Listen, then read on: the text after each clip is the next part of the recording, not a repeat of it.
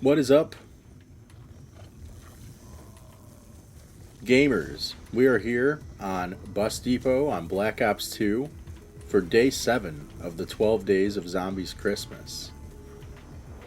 We are here for the Realism Challenge. This was recommended by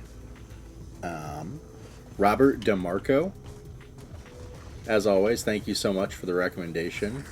And if you would like to leave a recommendation for a challenge you'd like to see, either for the 12 Days of Zombies Christmas or just in general, feel free to leave it down in the comments.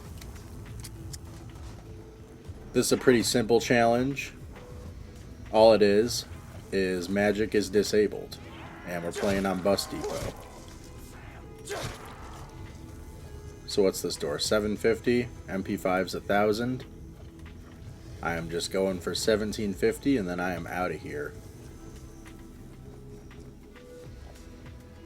Although I guess actually I could probably grab the M14 and stay in here for a couple rounds. The only issue is that the floor does break open. And I think it's random. Anytime on round 3 and above that you're in here, the floor will just randomly break open.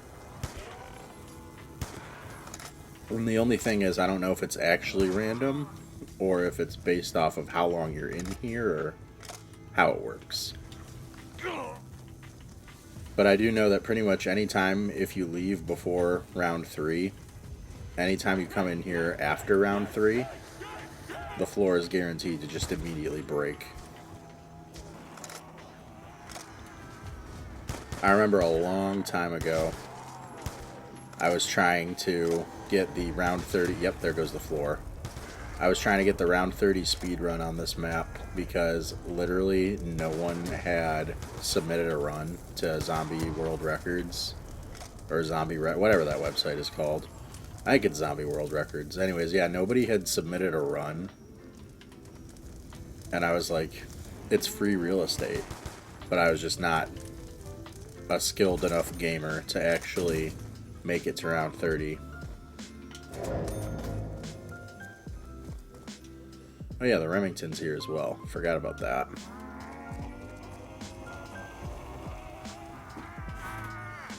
Honestly, I'm surprised they even added wall buys out here. I'm surprised they didn't just leave it as the M14 and the Olympia inside and then just the mystery box.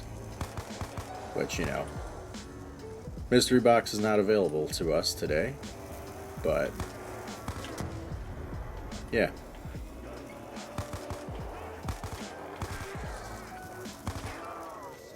That's the one thing I feel like you can really praise Black Ops 2 for,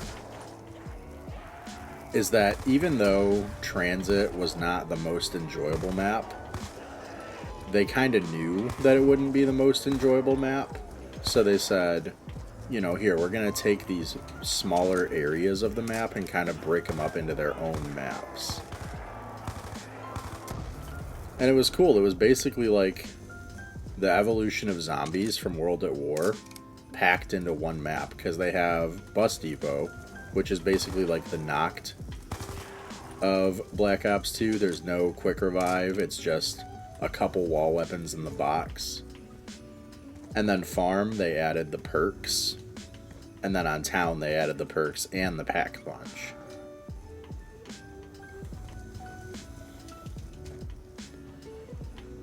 And I feel like as games get bigger and bigger, and consoles and PCs get more and more powerful, there's kind of an element of games that you're losing, which is that a lot of creativity comes from being confined in what you can do. Because, like, you know, they didn't have the most powerful hardware to work with. That's why Transit didn't really end up working out the way they wanted it to. I mean, I'm sure you guys have all heard this a million times. If you are Zombies fans, everyone is always like, oh, Transit was just too ambitious for the consoles it was on. But even so, with Transit being kind of a flop and not really working out the way they had hoped, they had the forethought to make little challenge maps like this that didn't really take up any extra resources or anything, since it was all stuff that's already in transit. They just sliced it up. But yeah, I'm sure that if you're not new around here, that was nothing surprising to you, me just absolutely sucking off Black Ops 2 and talking about how incredible it is.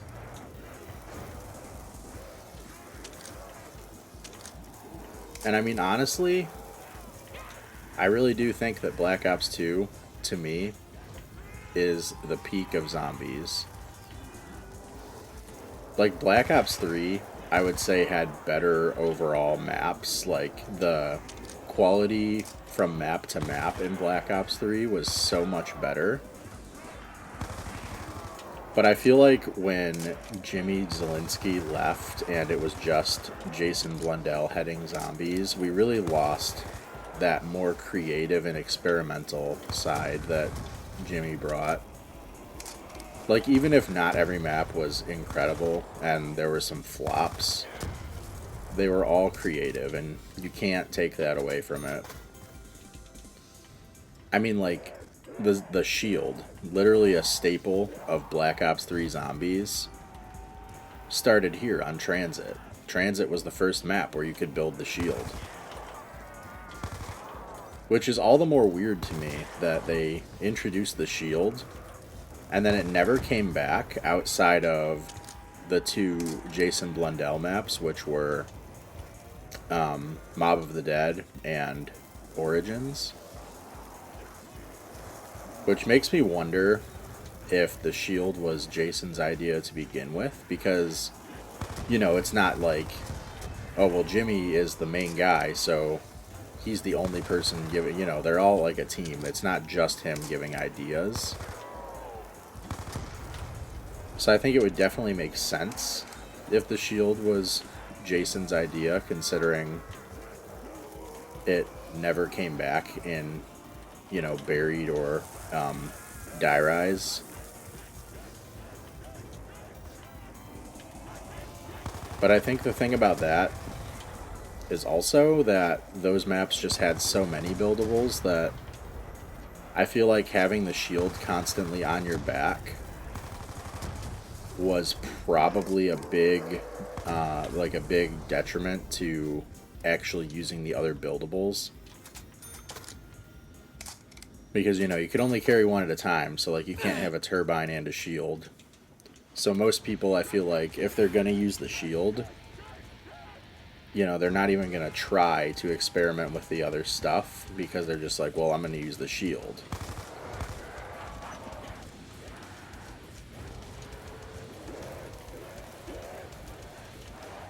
And then I guess the shield also did have a lot of, like, glitches associated with it. Like, I know there was a spot in the tunnel on Transit where you could set down the shield, and then it would just create a pile up. Like, all the zombies would ignore you and just... Oh, I got stuck on the pole! Oh! All the zombies would ignore you and just pile up in front of you.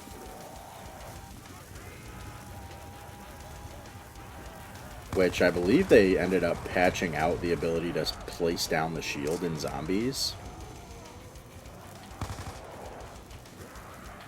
I want to say. I can't remember if that's actually true. But I'm trying to think back to the last time I played Transit and used the shield. I don't think you could place it. But the problem is you could place a turbine and then go get the shield. And then when you swap the shield for the turbine, it'll get set down as if you placed it. So it was basically the same thing.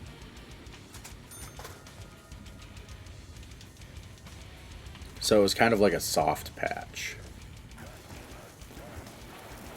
But yeah, basically, to sum up everything I'm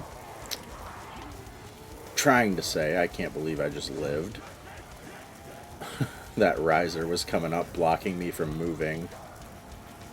Anyways, to sum up everything I'm trying to say, I really appreciate the creativity of Black Ops 2 and just the trying of new things, even if, you know, it didn't end up working out.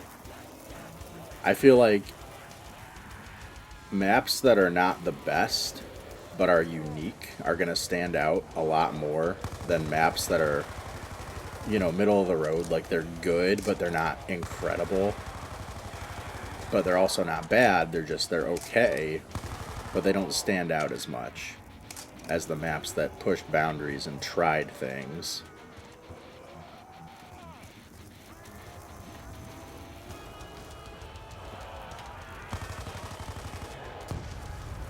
And, you know, going back to the whole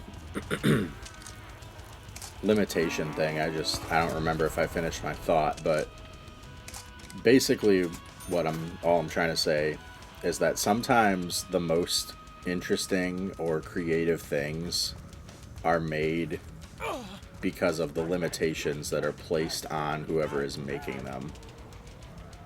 Like, you know, you listen to, like, music from, like, the NES and, like, old consoles like that, and it's incredible what they were able to do with such limited technology and such limited options. Or, like, you look at some games and you see just how incredible they look on the NES, and it's like, how did you even do that? You know? Like, you have, like, literally less than a gigabyte to work with, yet you've somehow done this.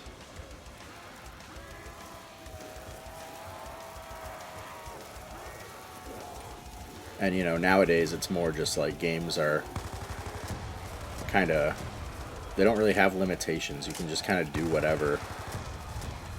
I mean, like, look at every new Call of Duty. It's like, by the time it's all said and done, almost 300 gigabytes for one game, and it's like, man, that just sucks.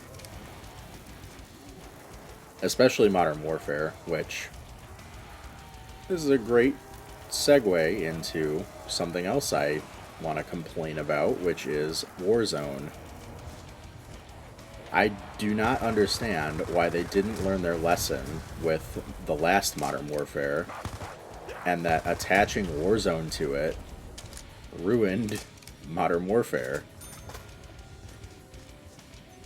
Because, you know, they'd update Warzone, and then things would be, like, kind of messed up in Modern Warfare, but they'd be like, you know, it's okay, it's whatever, they fix it in a couple days.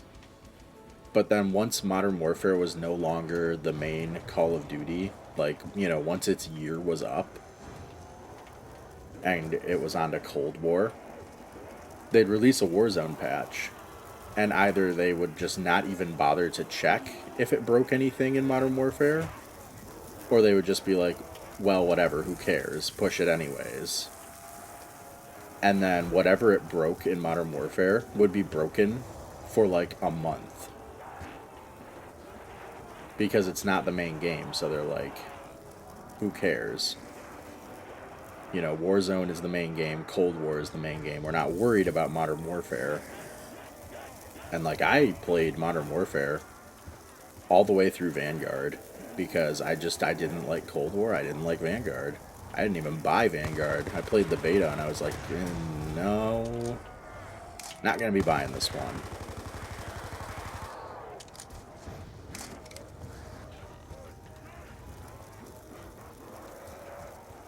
But yeah, I remember there was a point where this was like one of the last things that they broke before Modern Warfare 2 came out. They somehow made it so I don't even think they patched the crossbow at all. I don't think they did anything to the crossbow in Warzone. But somehow they made it so that if you used the crossbow with the like Semtex bolts, it would no longer kill someone who had a riot shield if you stuck them with it.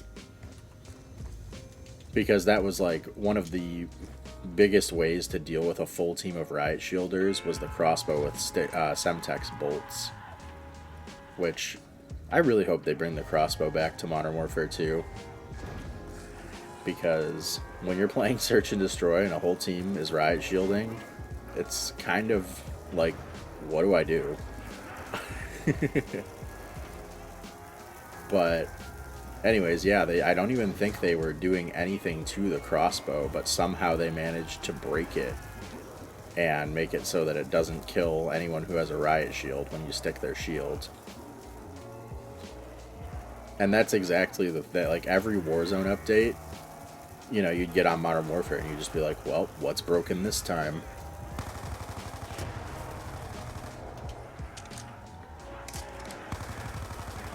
And it got so tiring that the game I wanted to play, not only was it not receiving any new updates, it was being broken. Like, you know, that's the thing. Like, COD has always been like a yearly game. Like, every year there's a new COD. So you don't expect there to be new updates to the old game. But you also don't expect it to be continually being broken. You know, once the year is up and the new COD is out, the last one is in the state that it's in, and that's it. And Modern Warfare was not like that because of Warzone.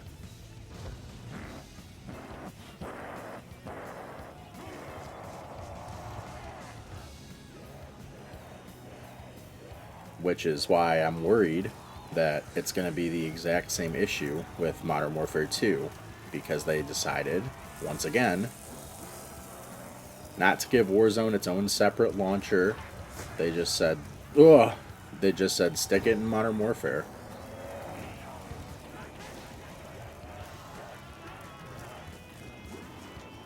And then, you know, it just, hopefully it doesn't go down the same route. Hopefully once Modern Warfare 2 is done, they can separate it, but I don't think they will. I don't have high hopes. So now, you know, anyone who wants to play Modern Warfare, they're going to have to constantly keep updating Warzone every month. And, like, that was the thing, right? Modern Warfare 2019 got so big and bloated because of Warzone. It was like almost 300 gigabytes, and they had to start cutting out stuff that they never should have removed just to try to save space, because, you know, you had Modern Warfare, and that was like half of your console's storage space was just that one game. And so they took out things like they had like previews for the assassinations, like little, it would, first of all, for whatever reason, you know, they already have the animation in the game, obviously, in the code. Because, you know, it has to be. It's in the game. So I don't know if it was just due to incompetence. I guess either way it would be due to incompetence, because I don't know if it was just because they didn't know how, or if it was because of the game's, like, the game's spaghetti code was just so bad that they were not able to pull the animation to, like, show it off without breaking the game. So they had actual video files in the game that would play to showcase the assassinations, which take up a lot of space, especially when there's like 100 different assassination animations in the game, you know, and there's a video file for each one just taking up space. So they removed them, and then you'd, like, you know, a bundle would be in the store, and you'd be like, well, what's the assassination for? And it's like, who knows? Because there's just a vague picture, which it's like basically a coin flip of whether or not it'll convey what it actually is, and you'll be able to understand. Oh, how did I not die there?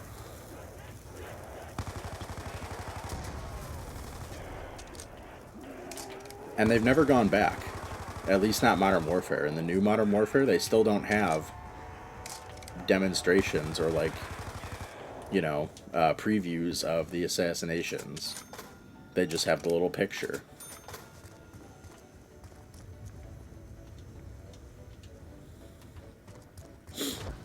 But they just had to do stuff like that because not only was it awful for anyone who wanted to play Warzone that they were constantly having these giant updates and they had a giant game taking up all this space. Anyone like me and my friends who we didn't even care about Warzone, we just wanted to play Search and Destroy on Modern Warfare and mess around and have fun. And, you know, every month it would be, hey, let's play some Search and Destroy. Well, did you download the new 50 gigabyte update? No. Alright, I guess we're not playing tonight.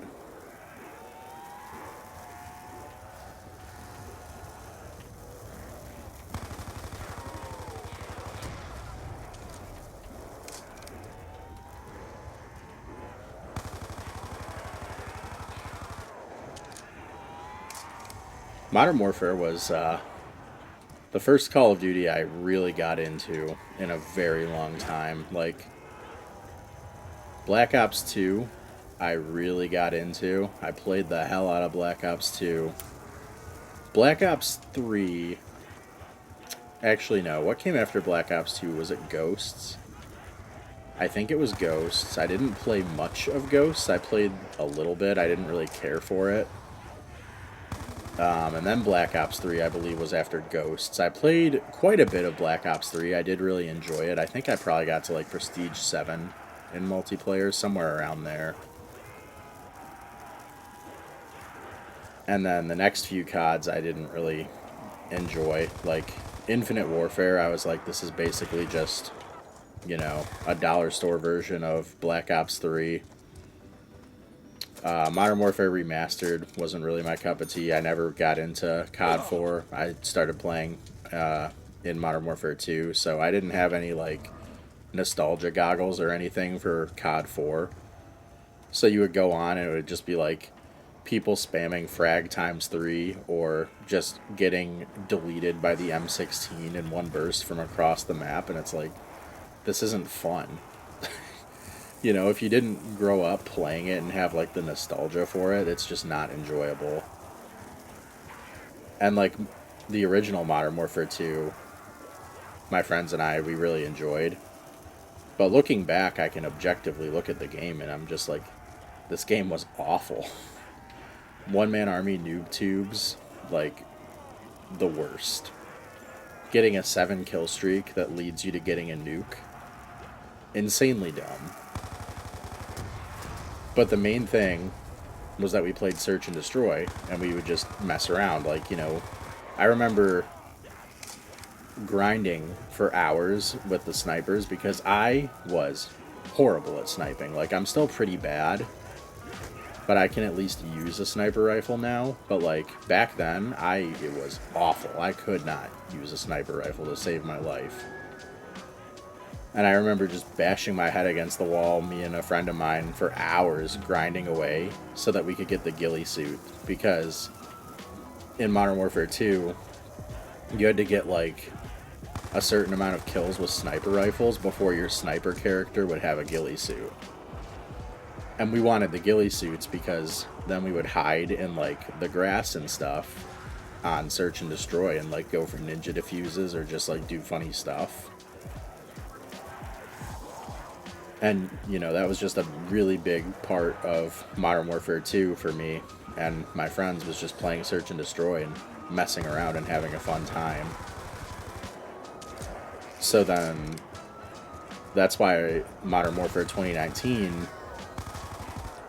that's why I feel like I care about it so much, is because it was the first Call of Duty I got into like that since probably Black Ops 2. Like, you know, after Black Ops 2, I feel like I played COD a bit, but it was like dwindling to the point where, like, Infinite Warfare, I didn't play pretty much any of it.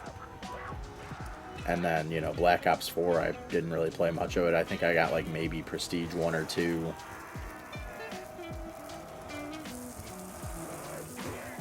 Oh. But then, yeah, I don't know what it was about Modern Warfare 2019, but I just loved Search and Destroy. It was so fun.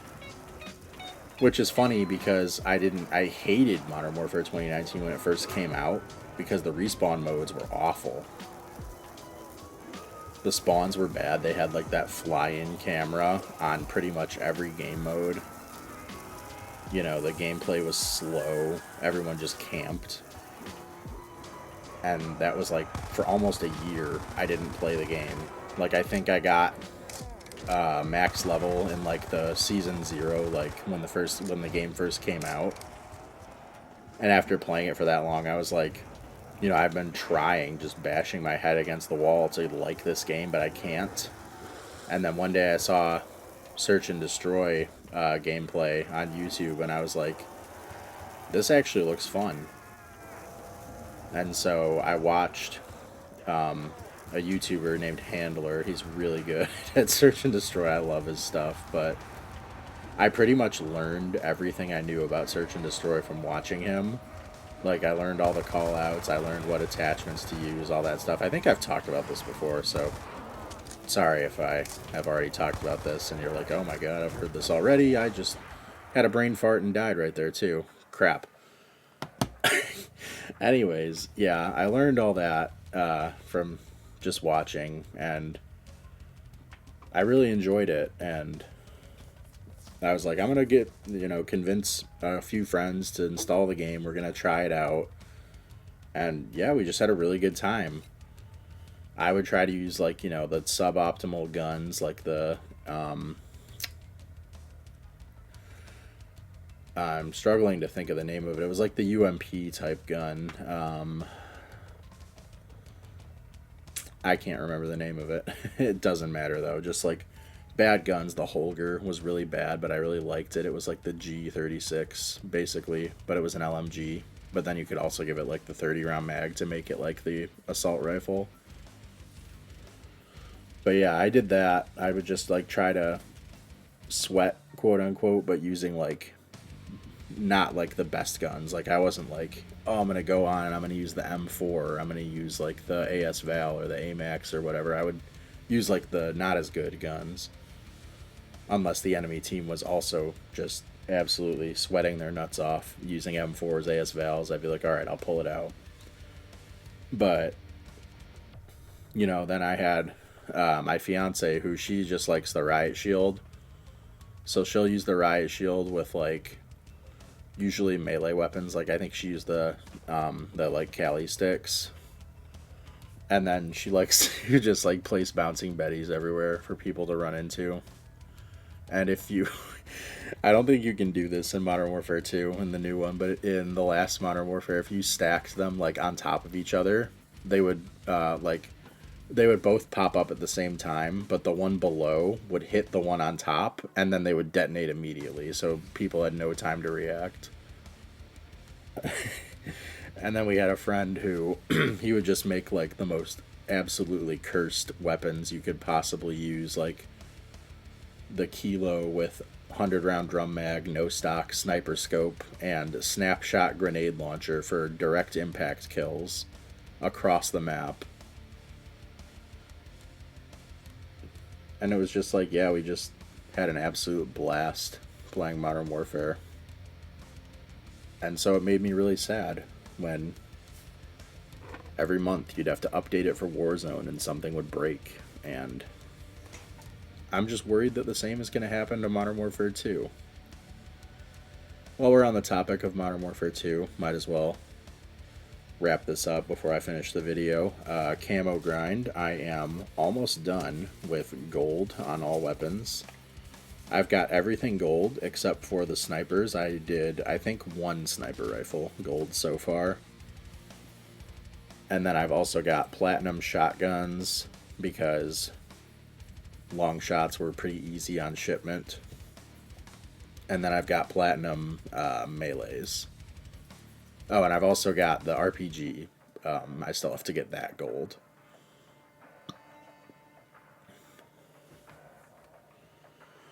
If you made it to the end of the video, you're awesome. Thank you all so much for watching.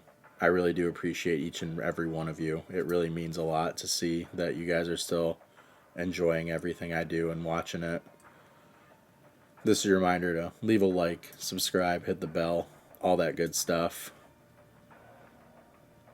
Leave a comment if you'd like to recommend another challenge, or if you just want to leave a comment for the sake of leaving a comment, because I do read all of them and I really enjoy it. It really makes my day reading all the comments you guys leave. I've rambled on for quite a bit, but if you stuck around and listened, thank you. I really appreciate it. And I will see you all tomorrow for day 8 of the 12 Days of Zombies Christmas. Bye-bye.